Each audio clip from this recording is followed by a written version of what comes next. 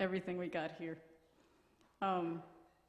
So I'd like to bring up Gary Turner. He's such a humble guy. He didn't ask for like an introduction, so I'm gonna introduce him anyway. So I love this guy. I don't know him, but he's got that sweet, calm abiding. You know how some people, like you walk by, you feel safe, you feel warm? That's Gary. So I'm stoked to hear your message. I'm really stoked to hear your message. Come on up. Yeah.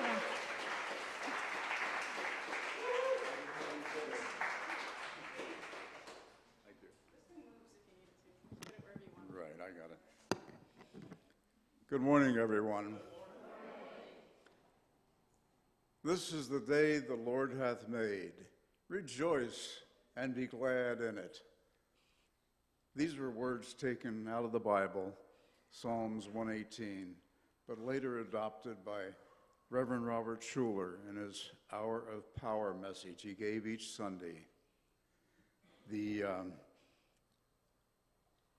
It's something that to me is pretty profound, because I don't know how many people, when they wake up in the morning, give thanks for the fact that they're alive another day on this planet. Maybe it's something we do only when we get older. With me at my age, I think maybe like George Burns once said, when I get up in the morning, I reach for the paper. I look in the obituary column, and if I'm not in it, I get up. Well, Robert Schuller was the founder of the Crystal Cathedral, and he gave this Hour of Power message every Sunday for over 1,000 Sundays.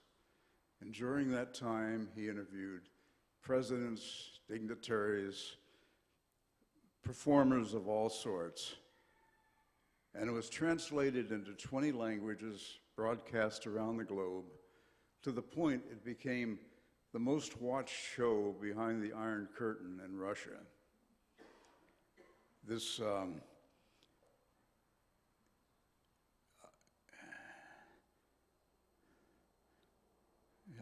he was attracting people by his positive message in his possibility thinking philosophy.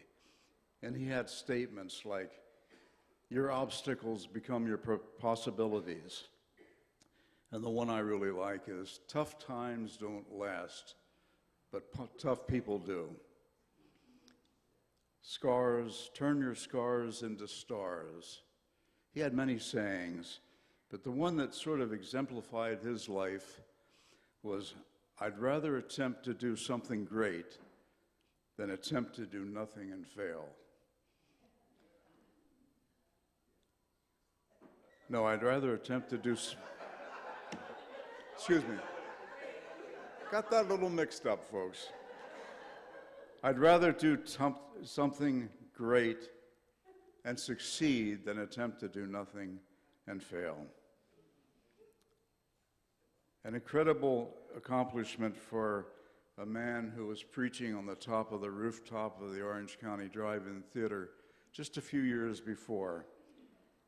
And he was finding in his thinking that he wanted to get away from some of the negativity of his teachings. There was too many shell knots that he found. And I think back on my own religious beginning. I guess it was in my early teenage years. I picked up an old Bible. It was an illustrated version, and I was intrigued with the stories, but it had quite a bit of negativity, a lot of smiting going on. God was smiting one person or one nation or something, sort of like the Egyptian firstborns in the Passover. And there were other messages that he just wanted to get away from these shell knots. In the Bible, I read of the Ten Commandments with the sort of the message that if I didn't abide by these Ten Commandments, I would burn in the fires of hell through eternity. It was an old Bible, and I probably missed something in translation. But nonetheless, I did remember these things and they stayed with me. One of the 10 Commandments I remember is, "Thou shalt not lust after women," possibly married women. I don't know. But heaven knows, when I was a young kid in my teenage years, I did my fair share of lusting. At any rate, he decided that getting away from it, the negativity, he would announce to the world on one day that he was no longer a Christian. He was now a follower of Christ. I found that hard to believe, because he wrote a Bible. He revised the Bible, took the Old and New Testament, and highlighted in red every positive statement. Then he republished it as a Possibility Thinker's Bible. It's available online. He's passed, but you can still buy a copy of that.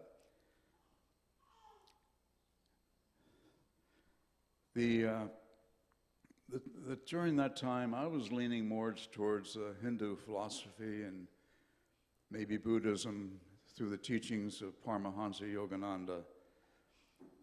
And his teachings was that we should essentially ignore some of the words in the writings of man, because they've been changed over and over. And truth does not change or revise. He found the only way to find truth was through the stillness within.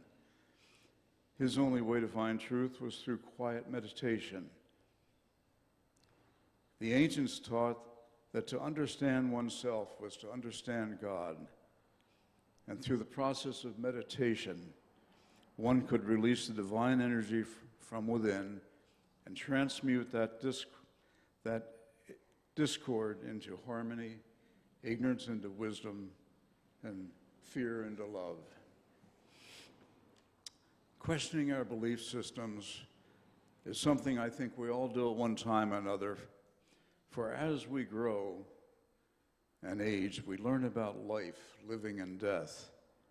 It doesn't necessarily mean that we lose our faith or analyze our thinking, but things do change as we gain experiences in our life. We don't have to blindly follow the teachings of our parents and their influence. Professor Houston Smith, a Methodist minister and author of 13 books on religion and philosophy, was the author of The World's Religions.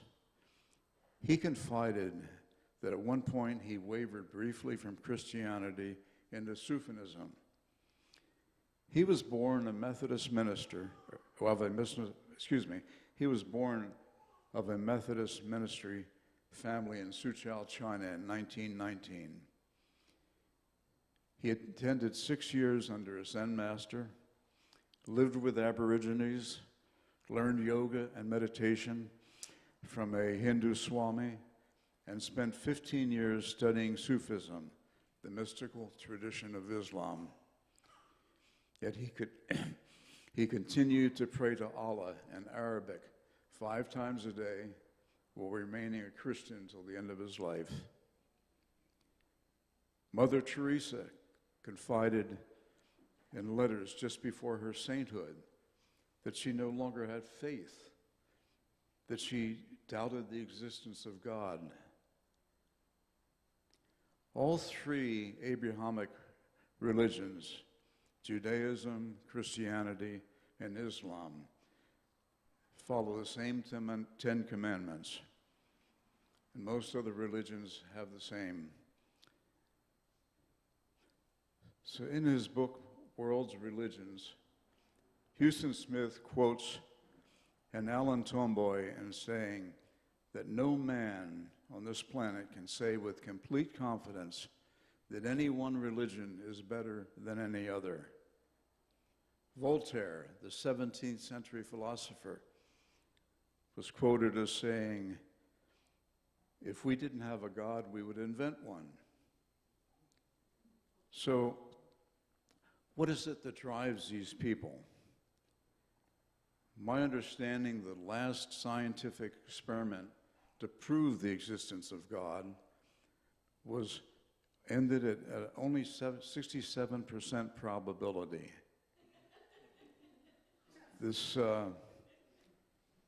So what is it that drives these men? What is faith? Why do we have it? I witnessed two perfect examples of faith. One involved a newly ordained minister recently out of divinity school who was driving west with his wife in a rented RV. And they got down near the Mexican-American border in a town of Tecate, California. They came across a hillside and deciding to stop and picnic.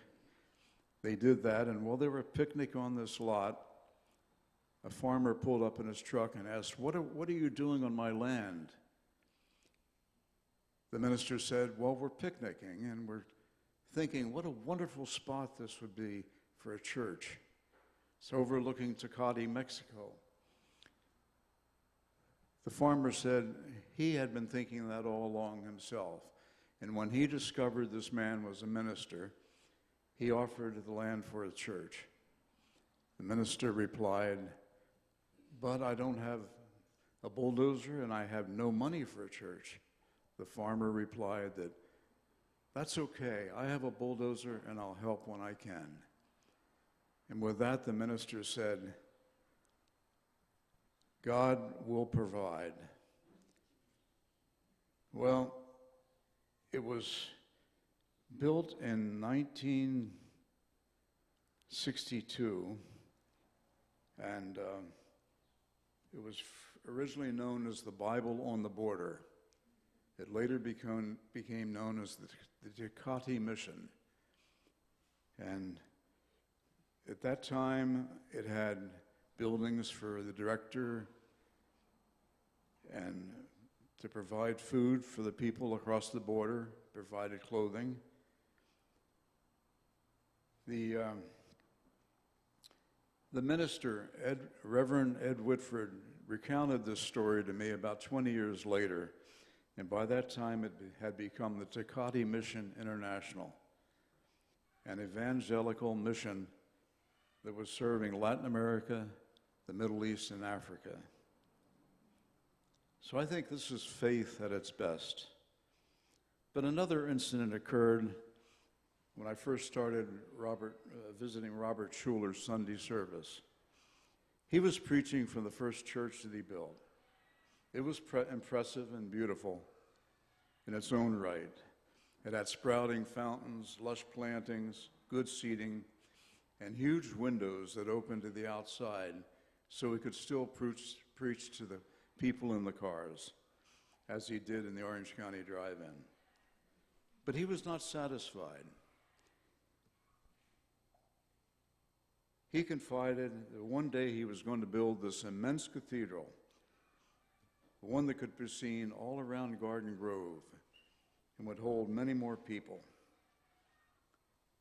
That when he ran his Christmas candlelight service, the reflections of the hundreds of candles would bounce off thousands of glass panels and light the interior. So later, when talking to his architect said, this is going to cost a lot of money. But Reverend Schuller said, that's okay, because I don't have any money. He felt if he could think it, he could do it. And all things are possible through God. Groundbreaking began in 1977 and it was finished in 1980. It was magnificent, with interior seating for over 2,700 people and made of an exterior of 10,000 panels of rectangular glass. It held an organ rated among the top 5 organs in the world in size, and it cost $18 million. The latest assessment today has its value in excess of $73 million. If this is not an example of faith, I don't know what is. When my credit cards get up in the hundreds, I get nervous. Also, I have encountered other examples of faith, for I've been fortunate to to visit many of the spiritual places in this world, from the pagans in Central and South America, where I walked through down deep inside and on top of the pyramids in Chichen Itza, and I visited Machu Picchu. Now, Machu Picchu in Peru, Shirley MacLaine wrote later in a book that this is a very spiritual place. Well, I disagree with that. For when I walked in the ball cart one morning, all I recognized was a feeling, the cries of many people who were killed there. The Incas had this unusual custom of killing the winners of the ball games.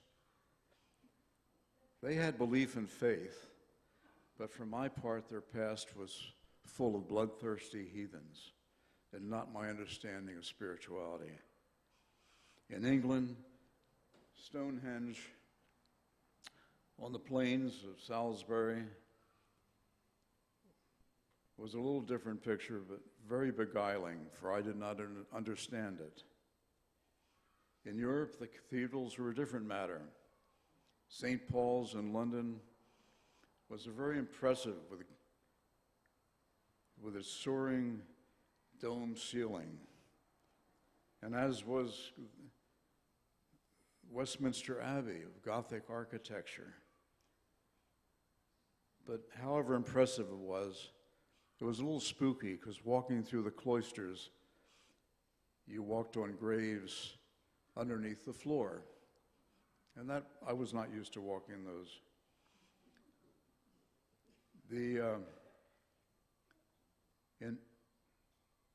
In Japan, I got a picture of a rosier value of faith and belief. The great bronze Buddha in Kamakura, or the immense wooden theater in Nara, or the reclining gold Buddha in Bangkok.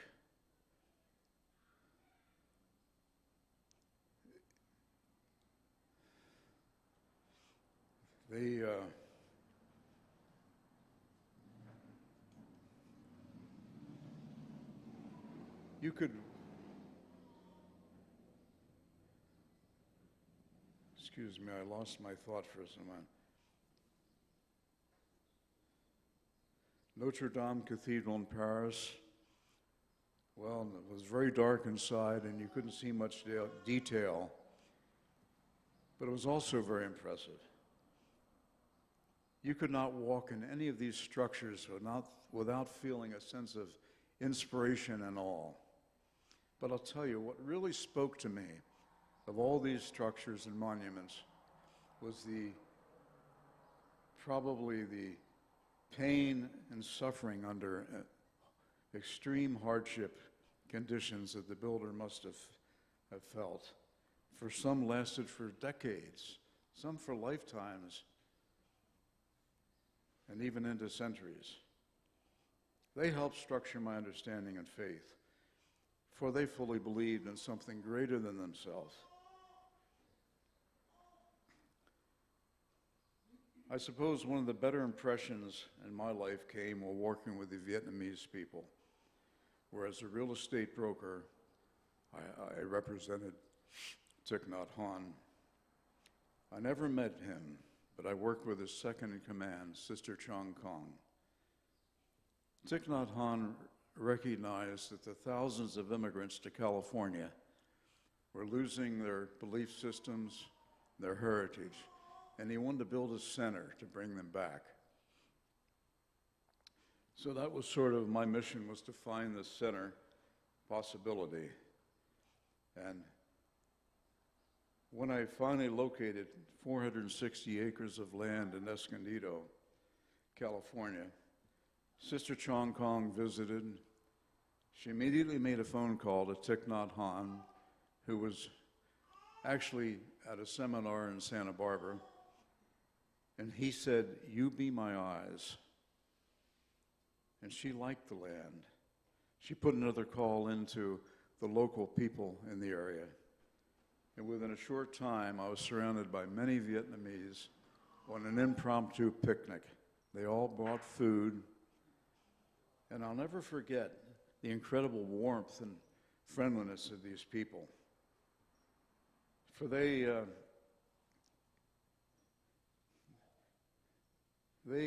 lived on limited income, and they gave a sizable portion to the teachings of Thich Nhat Hanh.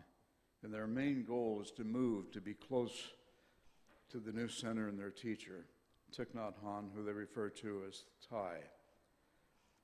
The property was purchased, and it quickly became Deer Park, with many followers moving close.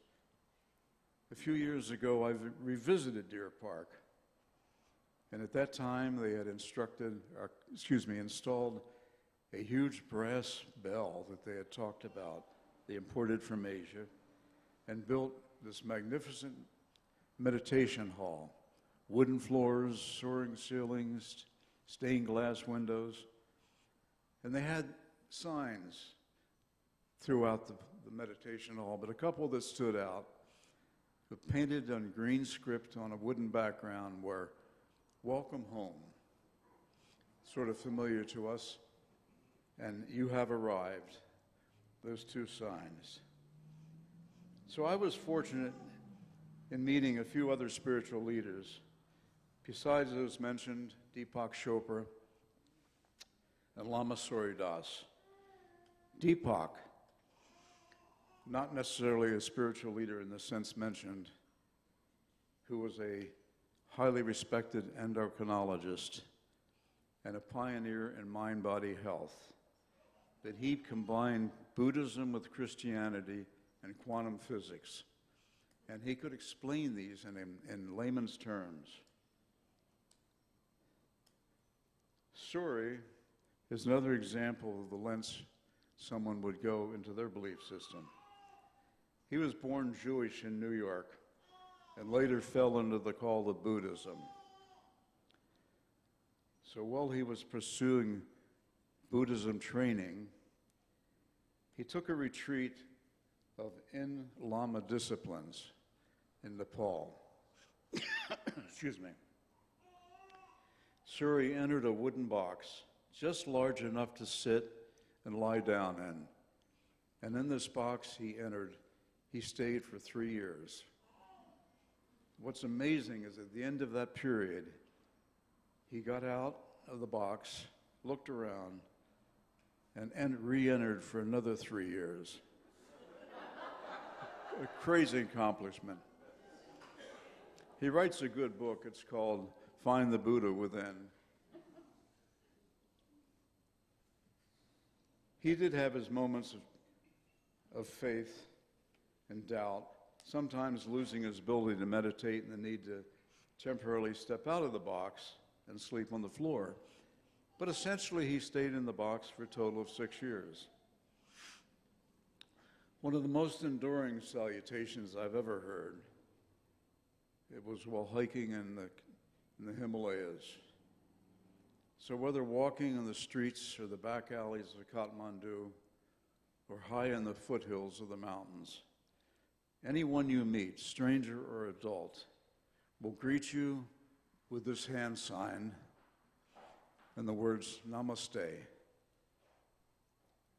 I guess it began with a Hindu who recognized God in every person. And it was their way of saying, I bow to you. But loosely translated, it means, I honor the place in you which the universe dwells. I honor the place in you which is of love, of truth, of light and peace. When you are in that place, you and I are in that place in me. We are one. Somewhat more respectful than high. So in conclusion, faith is a spiritual proof that all things we cannot see or hear do exist and are true.